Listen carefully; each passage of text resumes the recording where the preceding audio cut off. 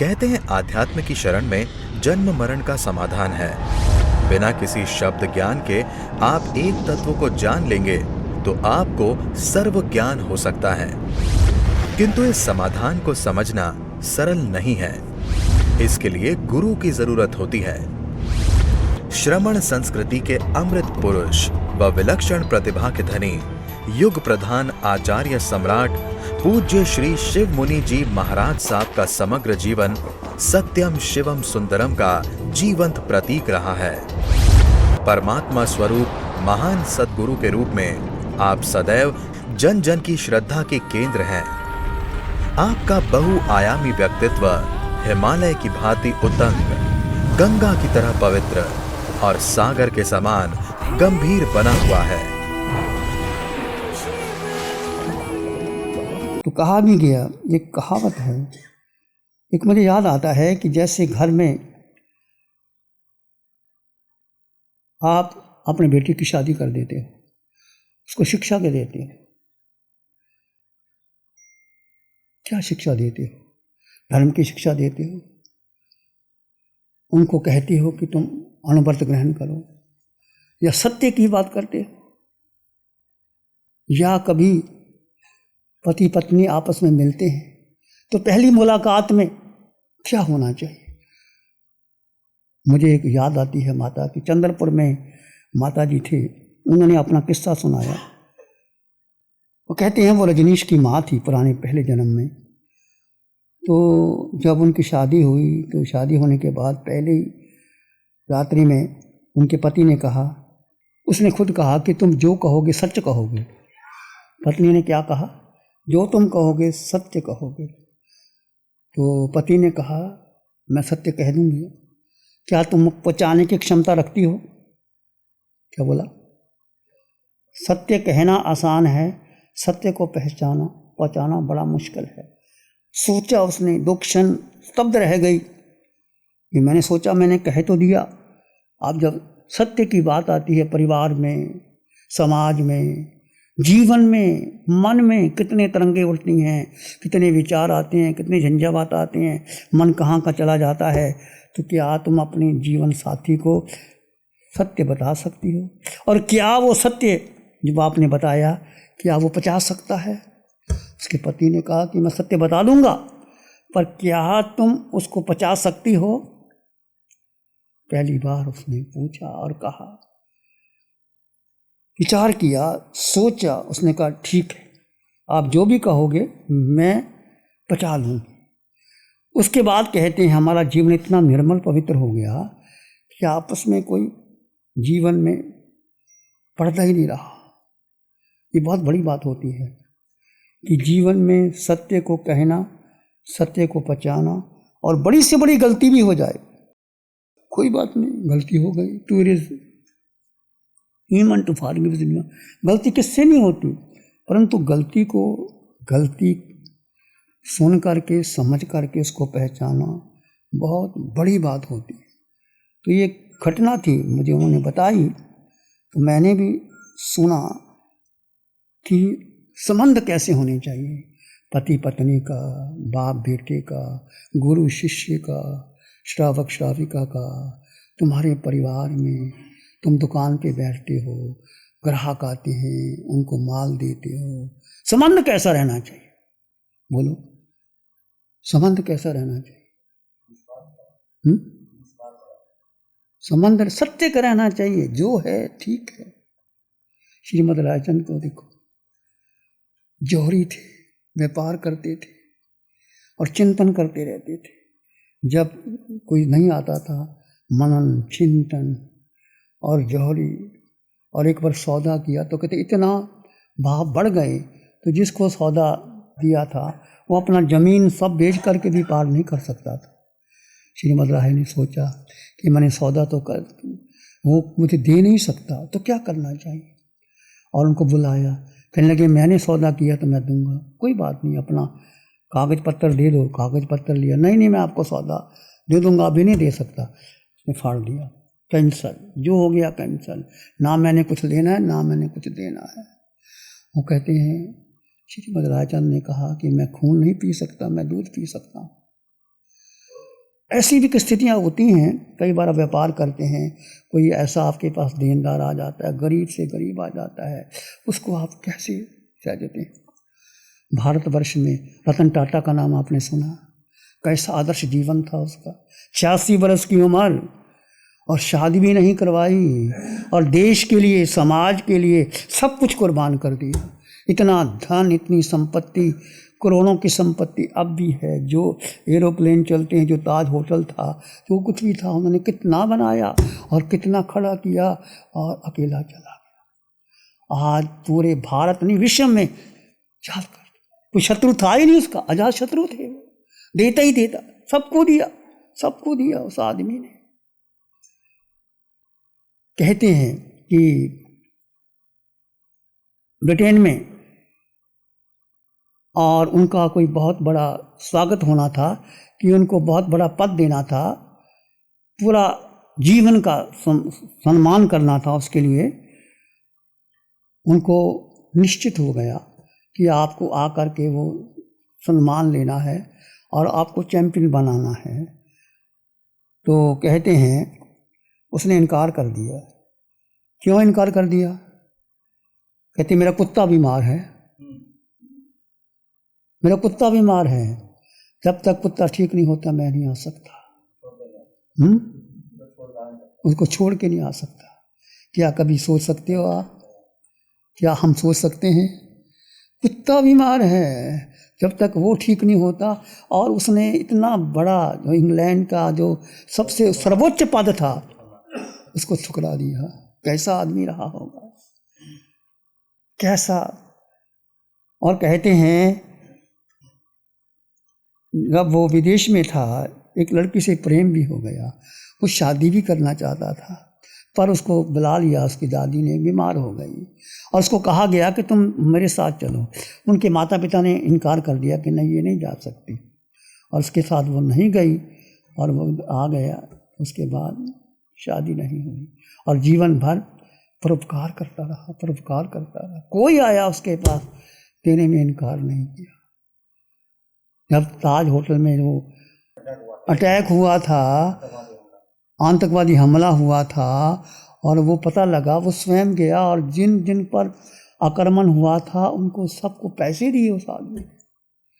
ऐसा ईमानदार आदमी, ऐसे भी लोग हैं। देखो, सत्य धन व्यक्ति के पास चला जाता है, बहुतों के पास धन होता है और धन अपने लिए खर्च करते हैं। ये बड़े बड़े सेलिब्रेट हैं, बड़े बड़े हैं, अपने लिए करोड़ों की गाड़ियाँ, बंगले खरीदी जा रहे हैं। जो बड़े बड़े सिनेमा के एक्टर एक्ट्रेस हैं, उनके पास इतनी गाड़ियाँ, बंगले, कोठिए, और जो गरीब लोग हैं बेचारे, उनको भोजन भी नहीं मिलता। तो कहने का अर्थ कि सत्य क्या है जीवन में, उसको हम कैसे ग्रहण करें और कैसे पालें।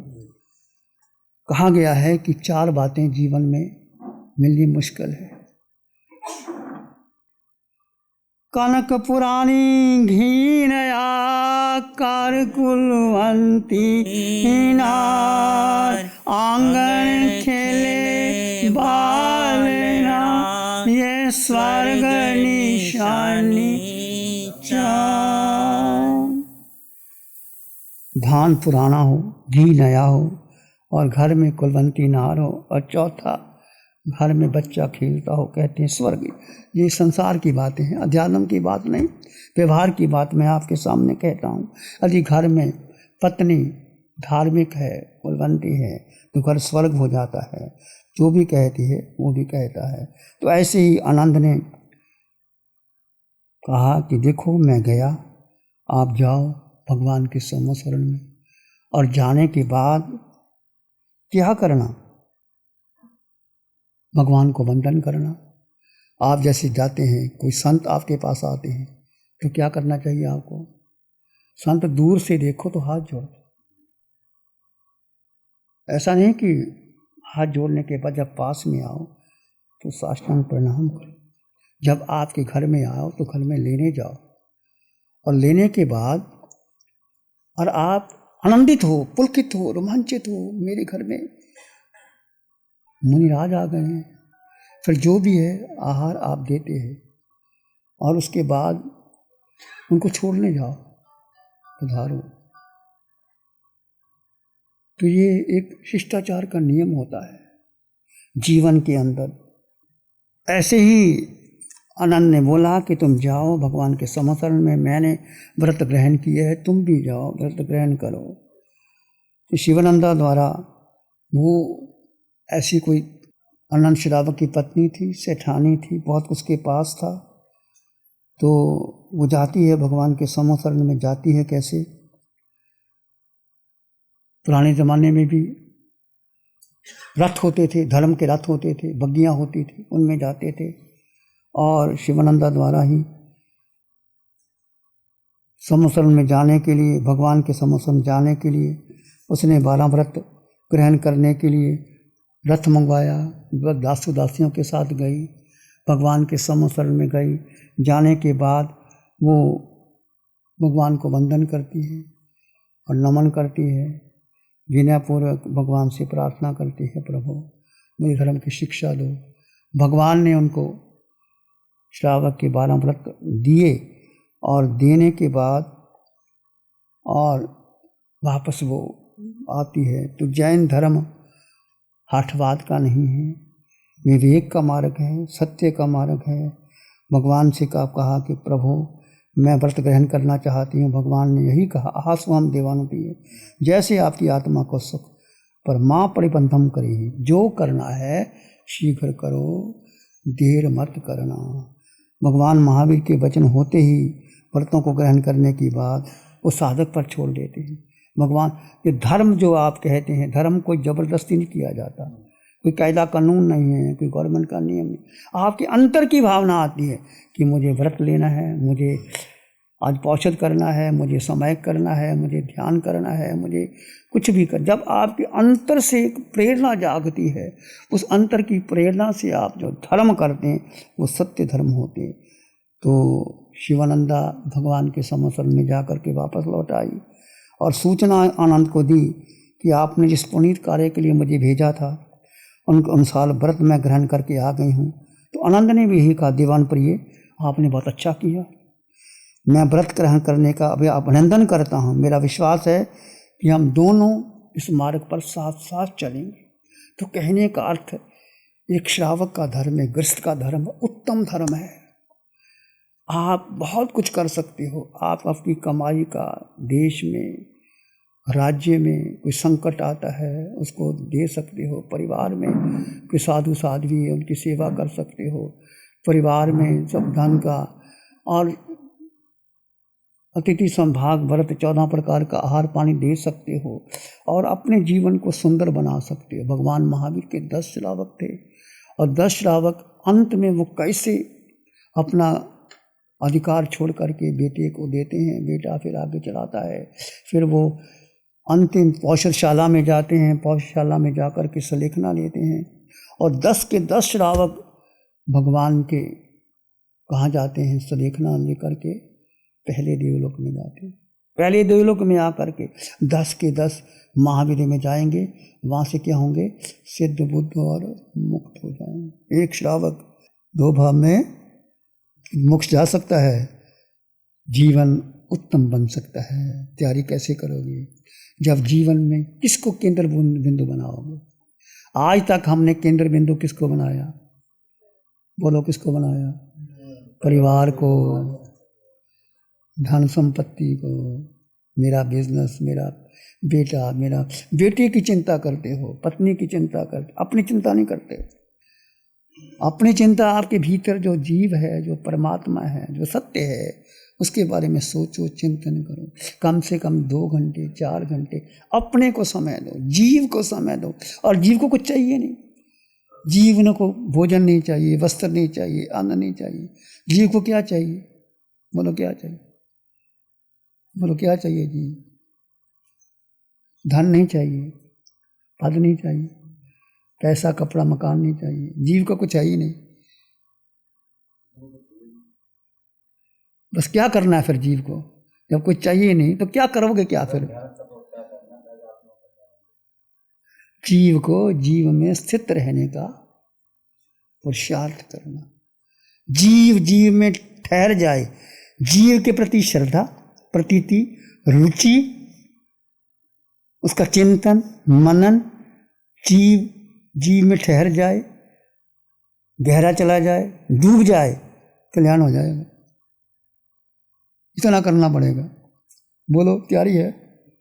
किस किस की तैयारी है? विचार करना, चिंतन करना।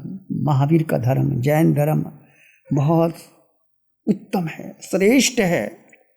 मोक्ष जा सकते हो, पर तैयारी करो। रुचि, प्यास, पीड़ा, तड़फ, बेचैनी, किसके प्रति?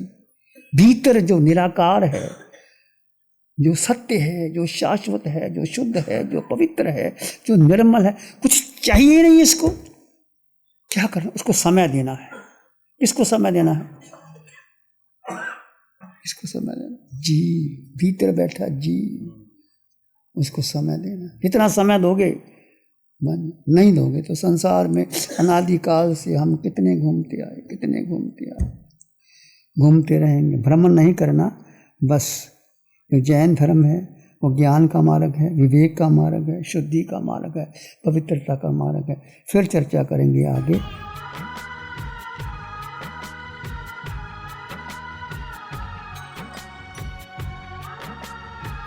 ध्यान करें, आंखें बंद, मन वचन काया शांत, शरीर शांत, विचार शांत, सृष्टि शांत, वातावरण शांत, हर दिशा हर किनारा शांत, शांत शांत शांत। सिर के सिरे से पांव के अंगूठे तक अपने भीतर शुद्ध चेतना का एहसास कीजिए। तुम मात्र मात्र मात्र आत्मा हो। इस आकार में निराकार आत्मा, शुद्ध आत्मा, अष्ट गुणों से युक्त आत्मा अपने भीतर गहन मौन और शांति का अनुभव करें, सत्य का अनुभव करें। किसी विचार, संस्कार, धारणा को महत्व ना दें। मैं जीवात्मा, मेरे पास मेरे अलावा मेरा कुछ नहीं। मैं सत्य हूँ, शाश्वत हूँ, शुद्ध हूँ, पवित्र हूँ। इसी में एक लंबा गहरा श्वास लें। अरिहंत परमात्मा के चरणों में अनंत कृतज्ञता ज्ञापित करें। एक और लंबा गहरा श्वास। अरिहंत परमात्मा के चरणों में नमन और वंदन। दोनों हाथों को आंखों पे ले जाएं। हल्का सा स्पर्श, धीरे से आंखें खोल सकते हैं। नमो अरिहंतानंग, नमो सिद्धानंग, नमो आयर्यानंग, नमो वज्रायनंग, नमो लोये सब साहुनंग, धम्मो मंगल मुखीठम अहिंसा संयमो तव देवावित्तं नमं संति जस धम्मे श्यामं। श्री चत्तारी मंगलम, अरहंता मंगलम, सिद्धा मंगलम, साहु मंगलम, केवली पाणत्तो धम्मो मंगलम। चत्तारी लोगोत्तम, अरहंता लोगोत्तम, सिद्धा लोगोत्तम, साहु लोगोत्तम, केवली पाणत्तो धम्मो लोगोत्तम। चत्तारी शरणं पवज्जामि, अरहंते शरणं पवज्जामि, सिद्धे शरणं पवज्जामि, साहु शरणं पवज्जामि, केवली पाणत्तं धम्मं शरणं पवज्जामि। चारे शरण लोक जगत में, और न शरण कोई होगा। जो भव्य प्राणी करे आराधन, उसका अमर पद होगा, उसका सदा ही मंगल होगा। पिछले 60 सालों से केजीओसी ग्रुप अपने 4 ब्रांड कोहे, कंगारू, म्यूनिक्स और माइल्स के माध्यम से हाई पोजीशन प्रोडक्शन के द्वारा दुनिया में जाने माने लार्जेस्ट मैन्युफैक्चरर्स में से एक है। जैसे staplers, stable remover, paper punch, gun tacker, app tool, geometric tools, stitch wire और किचन में यूज होने वाले प्रोडक्शन से दुनिया के लगभग हर देश में उपलब्ध है। ये प्रोग्राम केजीओसी ग्रुप के सौजन्य से प्रस्तुत है।